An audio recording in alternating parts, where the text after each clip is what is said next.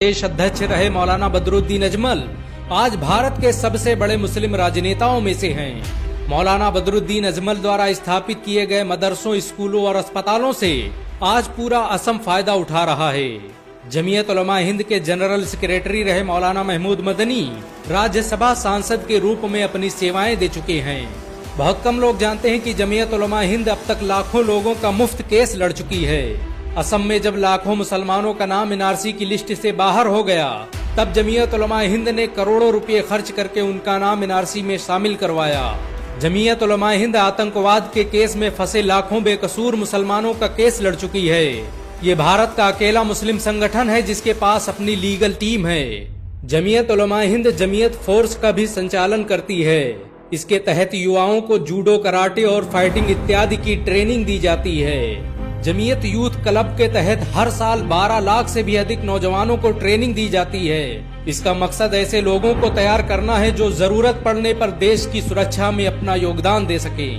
जमीयत उलमा हिंद की मॉडर्न मदरसा एजुकेशन योजना के तहत मदरसों से निकलने वाले बच्चों को मेडिकल और इंजीनियरिंग की तालीम दी जाती है। मदरसों से निकलने वाले इन छात्रों को जामिया मिलिया इस्लामिया के उस्ताद शिक्षा देते हैं। जमीयत उलमा हिंद का भारत की आजादी में बड़ा किरदार रहा। ये पहला भारतीय संगठन था जिसने बंटवारे का सबसे अधिक विरोध किया। जमीयत के मुताबिक ये देश का नहीं, मुसलमानों की ताकत का बंटवारा था। अगर देश विभाजित न होता तो आज भारत में 65 करोड़ से अधिक मुसलमान होते। बहुत कम लोग जानते हैं कि भारत छोड़ो आंदोलन को जमीयत उलमा हिंद ने ही स्पॉन्सर किया था। 1930 में नमक कानून तोड़ने के जुर्म में जमीयत उलमा हिंद के बहुत से कार्यकर्ता जेल में डाल दिए गए। अंग्रेजों का विरोध करने के जुर्म में जमीयत उलमा हिंद के उपाध्यक्ष किफायतुल्लाह देहलवी 6 महीनों तक जेल में बंद रहे। जमीयत उलमा हिंद आज बड़े पैमाने पर रिलीफ कैंप चलाती है। मुजफ्फरनगर दंगों के बाद जमीयत ने अपने पैसों से कई हजार घर बनवाए ताकि विस्थापित मुसलमानों को बसाया जा सके। देश पर जब भी कोई आपदा आई, जमीयत उलमा हिंद हमेशा भारत के साथ खड़ी रही। जमीयत उलमा हिंद को भारत का सबसे प्रभावशाली संगठन माना जाता है। जमीयत के दबाव में ही भारत सरकार ने मस्जिद अक्सा को फिलिस्तीन का हिस्सा बताते हुए इजराइल को एक देश के रूप में मान्यता देने से इनकार कर दिया। आजादी के वक्त जब मुसलमानों का कत्लेआम शुरू हुआ, तब जमीयत ने जवाहरलाल नेहरू से एक समझौता किया कि भारत सरकार मुसलमानों के पर्सनल लॉ में कोई छेड़खानी नहीं करेगी। इसी के बाद भारत में मुस्लिम पर्सनल लॉ बोर्ड को कानूनी मान्यता मिली। बाबरी मस्जिद का केस लड़ने में जमीयत उलमा हिंद का बड़ा किरदार रहा।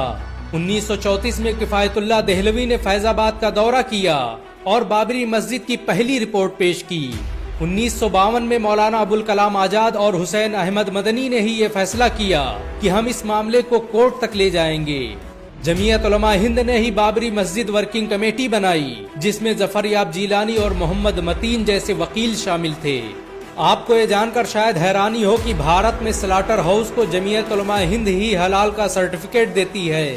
जमीयत उलमा हिंद ने मलेशिया के साथ मिलकर हलाल ट्रस्ट का गठन किया, जिसके जरिए स्लाटर हाउस की जांच कर उसके गोश्त को हलाल और हराम होने का सर्टिफिकेट दिया जाता है। जमीयत उलमा हिंद भारत का सबसे पुराना गैर राजनीतिक संगठन है। 12 लोगों के साथ शुरू हुई जमीयत में आज करोड़ों लोग काम करते हैं। जमीयत आज सिर्फ एक इदारा ही नहीं, भारत की पहचान बन चुका है।